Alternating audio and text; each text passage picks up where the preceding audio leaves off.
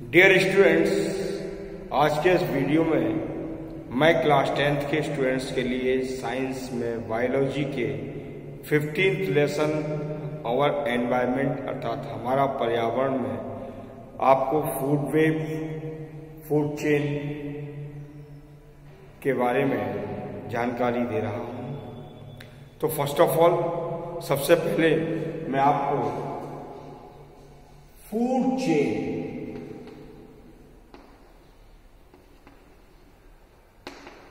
अर्थात खाद्य श्रृंखला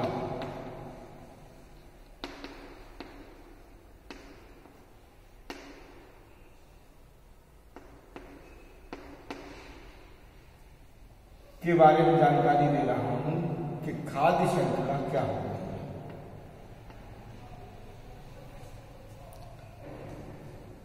तो प्यारे बच्चों, खाद्य श्रृंखला पारतंत्र में एक जीवधारियों की सीधी और सरल श्रृंखला होती है।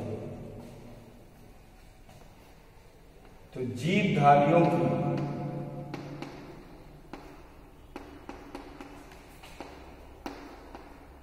वह सीधी एवं सरल श्रृंखला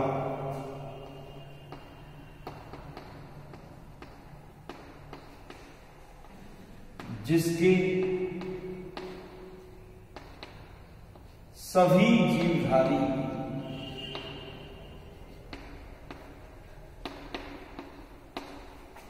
परस्पर एक दूसरे से भक्षक एवं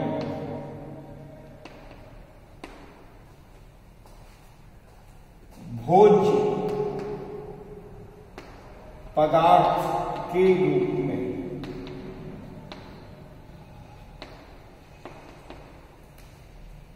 जुड़े रहते हैं या संबंधित रहते हैं। खाद्य श्रृंखला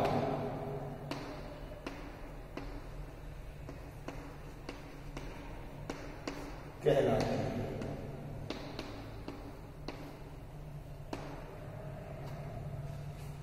जैसे कि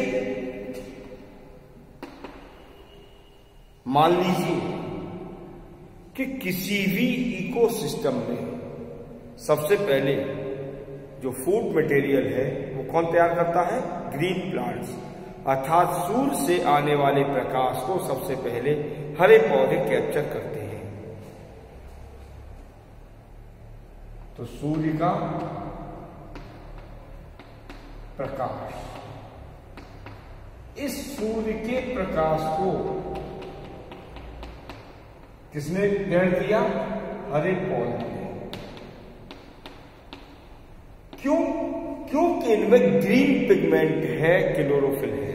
इस क्लोरोफिल के कारण ये सौर ऊर्जा का उपयोग करके अपना भोजन स्वयं बनाते हैं और इस प्रोसेस में वायुमंडल से कार्बन डाइऑक्साइड और मृदा से जल को अवशोषित करते हैं। इसलिए इन्हें उत्पादक कहा जाता है, अर्थात प्रोड्यूसर्स कहा जाता है। अब हरे पौधे को मान लिया कि खरगोश ने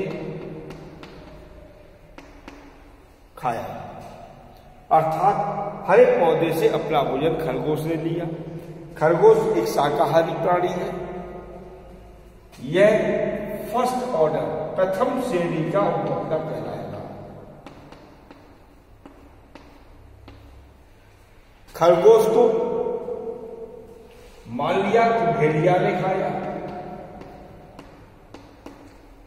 ये सेकंड ऑर्डर अर्थात द्वितीय श्रेणी का उपभोक्ता कहलाएगा, क्योंकि ये निम्न मांसाहारी है। ये अपना भोजन केवल शाकाहारी जीव से ही प्राप्त करता है। और भेड़िया को मान लीजिए शेर ने खाया। ये शेर थर्ड ऑर्डर तृतीय श्रेणी का उपभोक्ता कहलाएगा, कंज्यूमर कहलाएगा, क्योंकि ये उच्च मांसाहारी है, अर्थात ये अपना भोजन शाकाहारी और निम्न मांसाहारी दोनों से ही प्राप्त करने की एबिलिटी अर्थात क्षमता रखता है। तो ये तीनों उपभोक्ता हुए और इनसे अपना भोजन जो प्राप्त करेगा वो अपघटक कहलाएगा। इस प्रकार से यह जीवधारियों की एक सीधी और सरल श्रृंखला होती है जिसमें सभी जीवधारी परस्पर एक दूसरे से भक्षक एवं भोज्य पदार्थ के रूप में आपस में जुड़े रहते हैं या संबंधित रहते हैं। अब मैं आपको दूसरा स्टेप दे रहा हूं जिसे कहते हैं खाद्य जाल या फूड वेब। फूड वेब क्या होता है? डियर स्टूडेंट्स, फूड वेब विभिन्न खाद्य श्रृंखलाओं का एक सम्मिश्रण होता है। अर्थात जब कई खाद्य श्रृंखलाएं परस्पर कहीं ना कहीं एक दूसरे से संबंधित हो जाती हैं, जुड़ जाती हैं, तो एक कॉम्प्लेक्स, एक जटिल रचना बनती है। इसी को खाद्य जाल कहते हैं। तो हम कह सकते हैं कि विभिन्न खाद्य श्रृंखलाओं के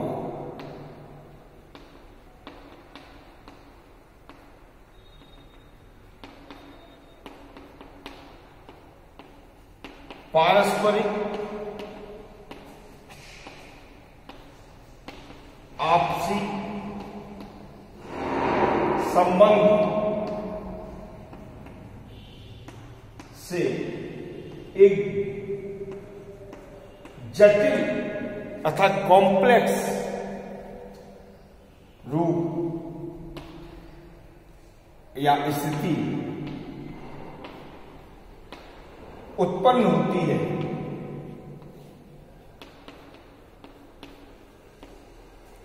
जिसे खाद्य जाल कहते हैं।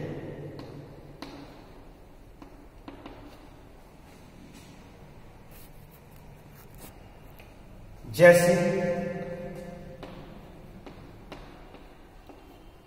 मान लीजिए कि ये हरे पौधे हैं, अर्थात उत्पादन,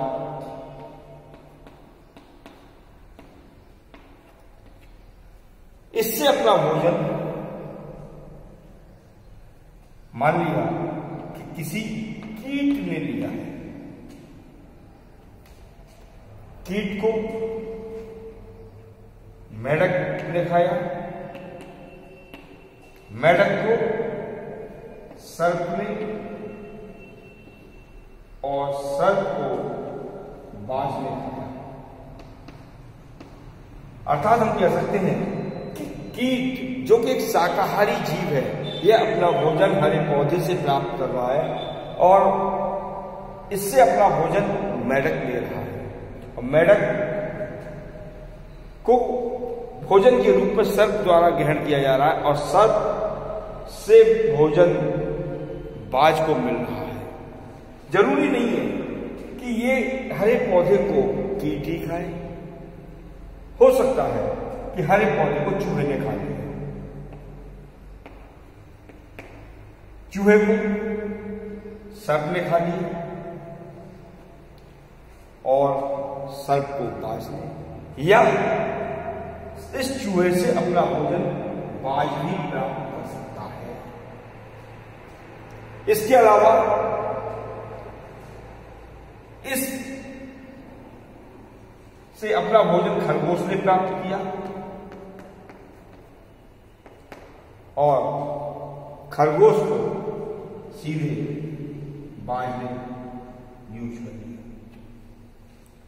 तो इस प्रकार से कई खाद्य श्रृंखलाएं जब आपस में जुड़ जाती हैं, परस्पर मिल जाती हैं, तो एक जटिल अर्थात कॉम्प्लेक्स स्थिति सामने आती है और इसी कॉम्प्लेक्स स्थिति को या प्रारूप को ही खाद्य जाल कहते हैं।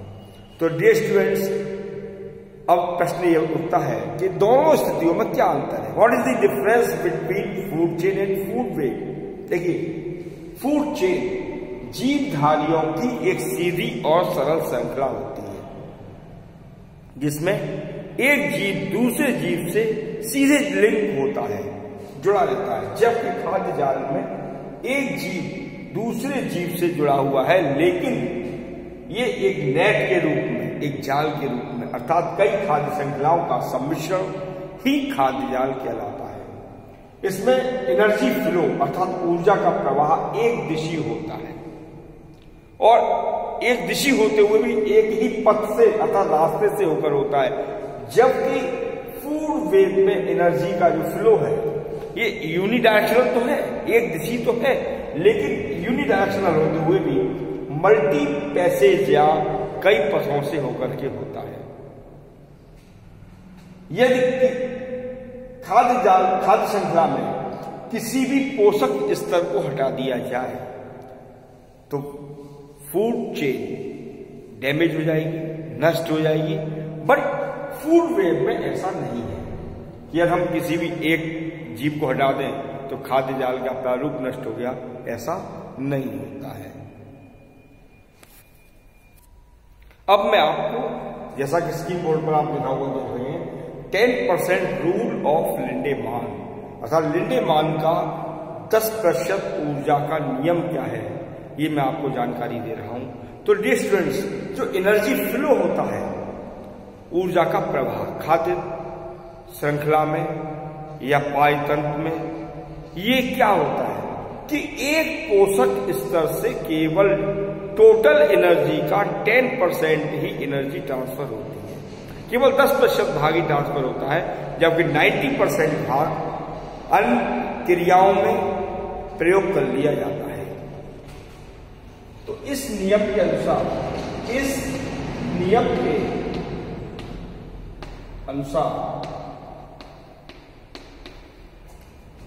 एक पोषक स्तर से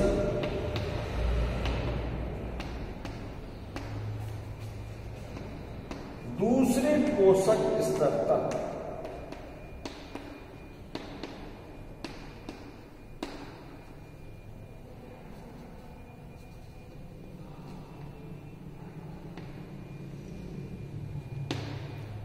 केवल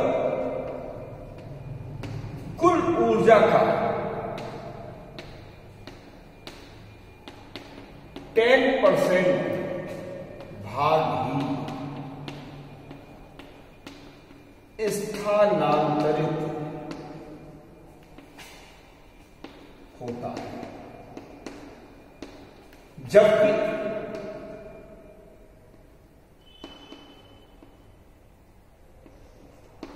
शेष 90% भाग अन्य क्रियाकलापों तथा जैविक क्रियाओं के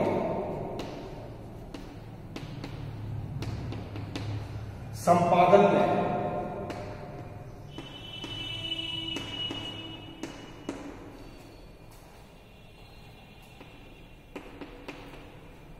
काम आता है।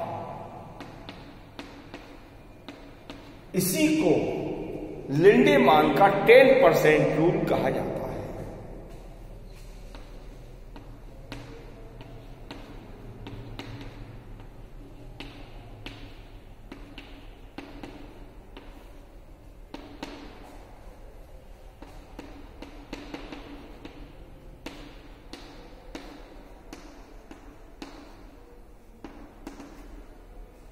जैसे कि एग्जाम्पल के तौर पर मान लीजिए ये सन है,